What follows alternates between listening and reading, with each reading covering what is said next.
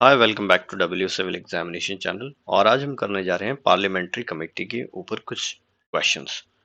तो यहाँ पर देखेंगे रूल ऑफ प्रोसीजर और conduct of business in the Lok Sabha के अंदर। ये जो पार्लियामेंट्री कमेटी होती है, ये एक इम्पॉर्टेंट टॉपिक दिया हुआ है, तो आपको इस पार्लियामेंट्री कमेटी के ऊपर पढ़ लेना है ताकि एग्जाम में जब आपको क्वेश्चंस आएंगे तो आपको उन क्वेश्चंस को आसानी से डील करना आ सके।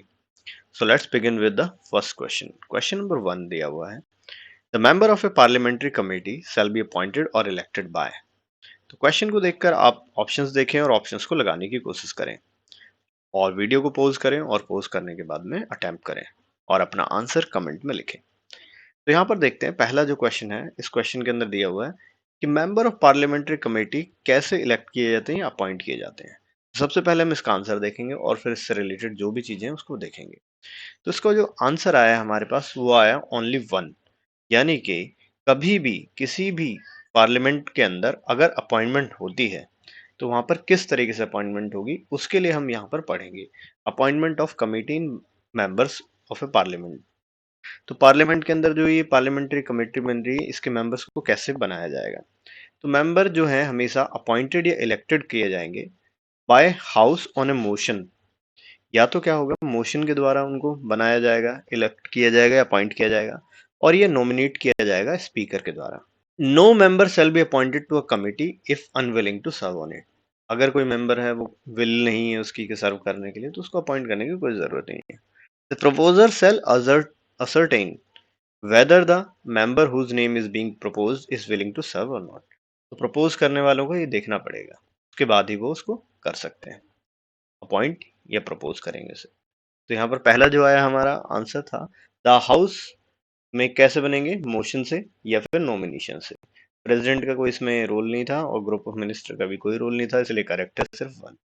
अब चलते हैं आगे। क्वेश्चन इसके अंदर देखेंगे, क्वेश्चन की जगह फिलिंग ऑफ कैजुअल वैकेंसीज। अगर कभी कमेटी के अंदर वैकेंसीज जनरेट होती है तो उस केस में हमें क्या करना पड़ेगा।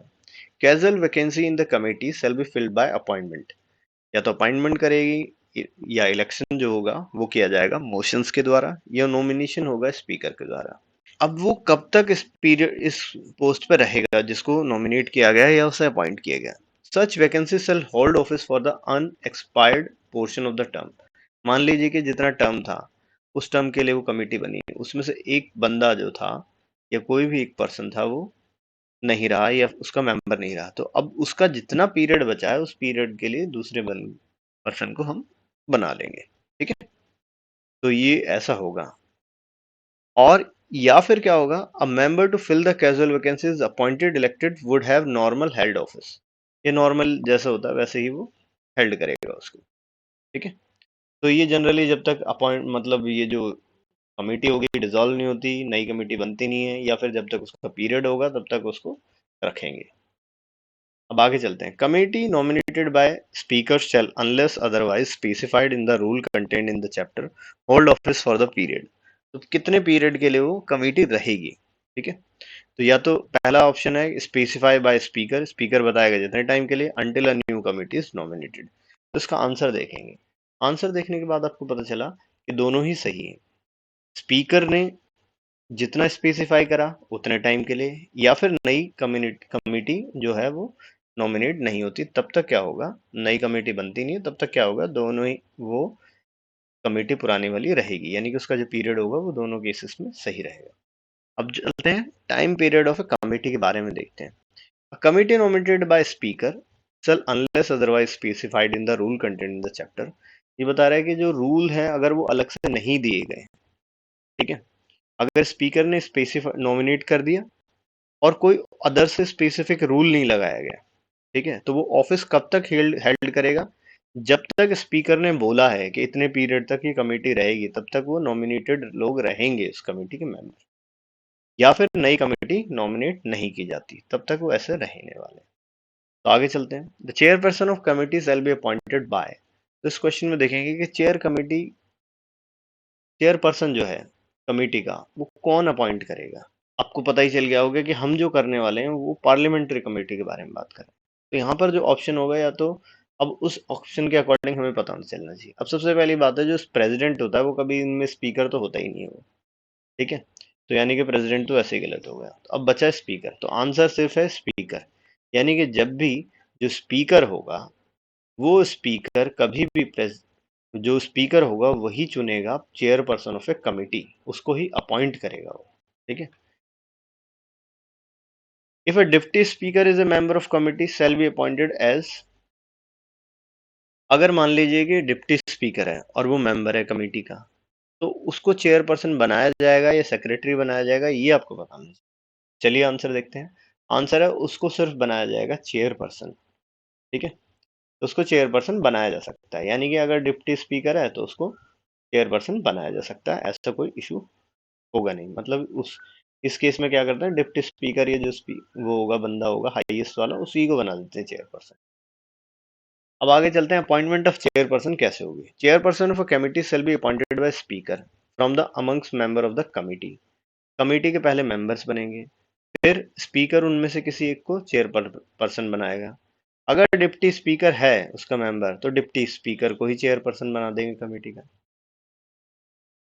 अगर चेयरपर्सन जो है वो एनी रीजन एक्ट नहीं कर पा रहा है, यानी कि वो अवेलेबल नहीं है या फिर वो वहां पर काम नहीं कर रहा, तो स्पीकर अपॉइंट करेगा किसी और पर्सन को चेयरपर्सन के रूप में। अगर चेयरपर्सन एब्सेंट हो जाता है किसी सीटिंग से, तो कमेटी से choose another member to act as a chairperson for that sitting. उस सिटिंग के लिए कमेटी अपना चूज कर सकती है। अगर वो एक्ट करने में अनेबल है तो स्पीकर बनाएगा, लेकिन अगर वो एब्सेंट हो गया किसी एक सिटिंग के लिए, तो फिर उसमें क्या होगा, चेयरपर्सन जो होगा कमेटी ही सिलेक्ट कर लेगी अपने अंदर से किसी एक बंदे को। Minimum number of members required for sitting of A parliament committee.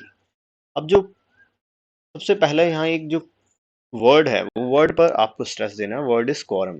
जब भी quorum की बात होगी तो ये पता होना चाहिए किसी भी पार्लियामेंट्री कमेटी में, ठीक है, सिटिंग के लिए कितने मिनिमम नंबर्स चाहिए मेंबर्स के। यानी कि अगर कभी वो बैठेंगे किसी चीज पे डिस्कस करना चाहते हैं, तो उसमें कितने मिनिमम मेंबर होंगे तभी डिस्कशन होगा, ये क्वेश्चन पता होना चाहिए।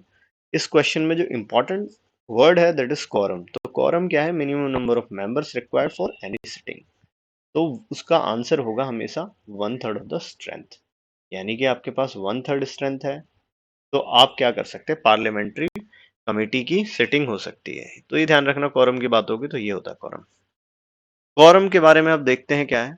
quorum to constitute a sitting of committee shall be, हमेशा quorum जो होगा वो क्या होना चाहिए, 1/3 of the total number of the committee members होना चाहिए। अगर एनी टाइम फिक्स हमने कर लिया, टाइम फिक्स कर दिया पहले से ही, और कमेटी की सिटिंग होनी है उस दिन, ठीक है, उस दौरान अगर होता है quorum नहीं अवेलेबल है, तो चेयरपर्सन ऑफ कमेटी क्या करेगा, या तो उस सिटिंग को सस्पेंड कर देगा जब तक क्या होगा, quorum पूरा नहीं होता, और एडजॉर्न कर देगा फ्यूचर डे के लिए। या तो क्या कर देगा, सस्पेंड कर देगा, या फिर एडजॉर्न कर देगा फ्यूचर डे के लिए। quorum का ये रोल है, quorum पूरा होना चाहिए। अब आगे चलते हैं। In case of an equality of votes on any matter. अब मान लीजिए कि आपके सामने क्वेश्चन ये आया कि कोई एक सिटिंग हो रखी है और उस सिटिंग में वोटिंग हुई, और कमेटी में इक्वल नंबर ऑफ वोट हुए दोनों तरफ से, उसके पक्ष में भी और विपक्ष में भी, तो उस केस के अंदर टाई हो जाएगा। अब जब भी टाई होगा, तो वहां पर उस टाई को रिजॉल्व करने के लिए एक प्रावधान है, प्रोविजन है, उस प्रोविजन को हम बोलते हैं सेकंड वोट या कास्टिंग वोट। तो ये सेकंड वोट या कास्टिंग वोट डालेगा कौन, चार ऑप्शन आपके सामने है, इन चारों में से आपको बताना है। तो हमेशा पता होना चाहिए ये जो ऑप्शन होगा वो हमेशा किसके पास होगा, चेयरपर्सन के पास होगा। यानी कि चेयरपर्सन इसलिए इंपॉर्टेंट होता है, कमेटी में डिसीजन अगर टाई होता है तो चेयरपर्सन उस डिसीजन को पलट सकता है। तो ये वाला इसमें बेनिफिट है चेयरपर्सन के पास में, तो इसकी पावर भी मान सकते हैं। तो कास्ट वोट क्या होता है, जब भी इक्वालिटी ऑफ वोटर होती है किसी भी मैटर पे, यानी पक्ष और विपक्ष दोनों के वोटिंग बराबर होते हैं, तो चेयरपर्सन जो होगा वो हमेशा उसके पास सेकंड ओपिनियन होगा, मतलब उसके पास एक सेकंड एडवांटेज होगा, और वो एडवांटेज क्या है, कास्टिंग वोट। इसके लिए ऐसा कर सकते हैं।